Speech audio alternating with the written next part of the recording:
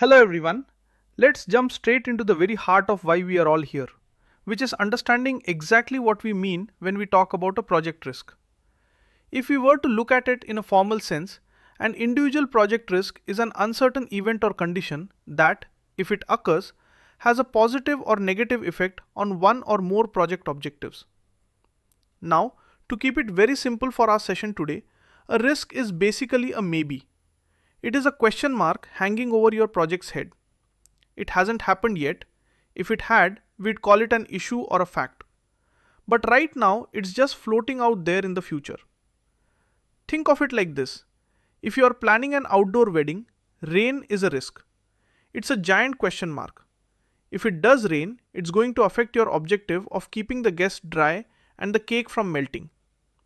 Stay with me for a moment because the keyword here is uncertainty. If you know for a fact that it rains every single day in April where you live, that's not a risk. That's just a rainy project environment you have to plan for. So, now that we have mastered the basic idea of a risk being a maybe that affects our goals, you might be wondering if all these maybes are actually bad things. Well, that brings us right into our next step, which is looking at the two sides of the risk coin. I want to show you something that catches a lot of people off guard because most of us hear the word risk and immediately think of something scary. But in a professional sense, the effect of uncertainty on objectives can be either a harm or a benefit, which means we have threats and opportunities. Let's break this down together.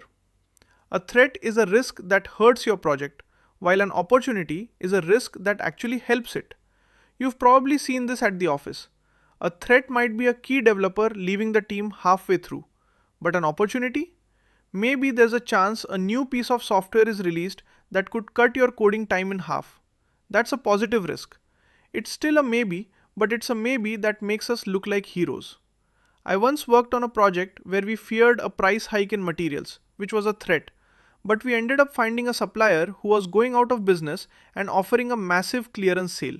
That was our opportunity. So now that we have mastered the concept that risk can be both a threat and an opportunity, you might be wondering how we distinguish between one little problem and the success of the whole project.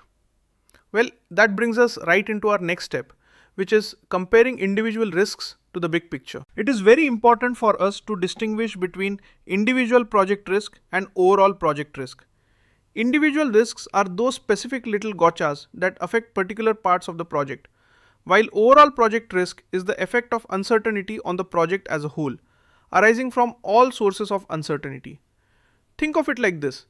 An individual risk is one single ingredient in a soup going bad, like maybe the carrots are a bit old. But the overall project risk is the possibility that the entire dinner party is a disaster because the power goes out, the guests are late, and the host is overwhelmed. You might be able to handle one dry carrot, but if 3 or 4 things go wrong at once, the whole project of the dinner is in jeopardy.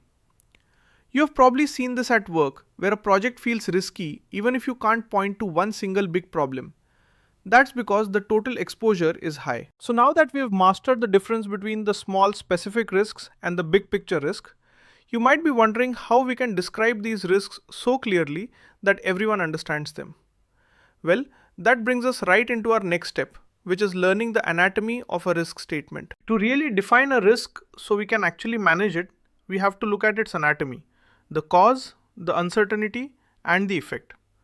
A lot of times in meetings, people just shout out the budget as a risk, but that's not a risk. That's an objective we are worried about. We need to frame it like a story. Let's break this down together. Because we are using a new vendor, that's the cause, there is a chance they might miss the delivery date, the uncertainty, which would lead to a 2-week delay in testing, the effect. See how much clearer that is? It's like saying, because I didn't charge my phone last night, it might die during this call and I'll miss the final instructions. By defining it this way, we aren't just guessing, we are pinpointing exactly what we need to manage.